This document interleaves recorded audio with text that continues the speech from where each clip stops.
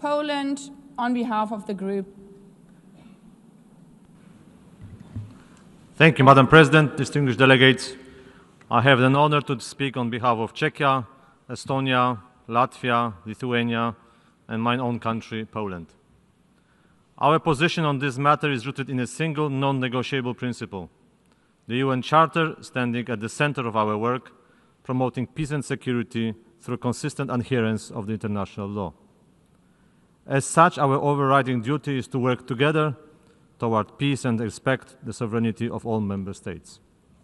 We recognize, as we have constantly done in the past, that the embargo and the connected measures are negatively affecting the living standards of the Cuban people. The humanitarian consequences of the situation are clear, and we remain dedicated to alleviating suffering wherever it occurs. We reiterate our readiness to share our experience and assist Cuban government in pacific political and economic transformation that would set the country on a path towards modernization and sustainable growth. Let me also express our full solidarity with those affected by the current devastating hurricane. At the same time, we find ourselves unable to further fully engage in a debate that has been politically selective for years.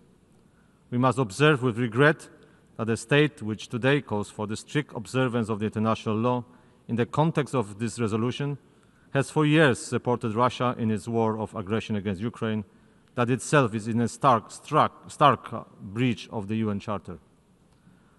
On top of its political support, the government of Cuba is turning a blind eye on the active participation of its nationals in an illegal war of aggression elsewhere in the world. We refer specifically to the large number of Cuban nationals who are participating in the ongoing Russian aggression against Ukraine just across our borders. This foreign involvement constitutes a clear violation of the core provisions of the UN Charter itself.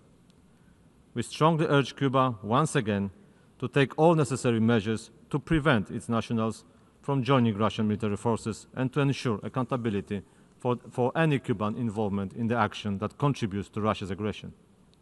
Additionally, we also call on Russia not to exploit the economic difficulties of the people around the world by engaging them in an illegal war of aggression. Such actions result not only in a severe deterioration of the economic and humanitarian situation in the attacked country, but actively result in depriving people of their homes, causing deaths, casualties, and immense suffering. This is an unacceptable discrepancy.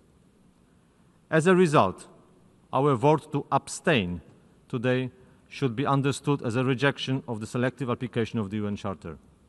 True justice and lasting peace demand that states constantly uphold the laws they demand others to follow. And I thank you.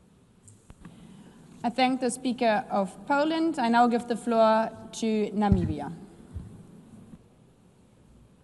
Thank you, Madam President.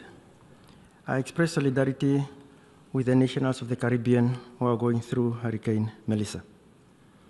Madam President, Namibia takes the floor in explanation of the vote before the vote on the draft resolution before us.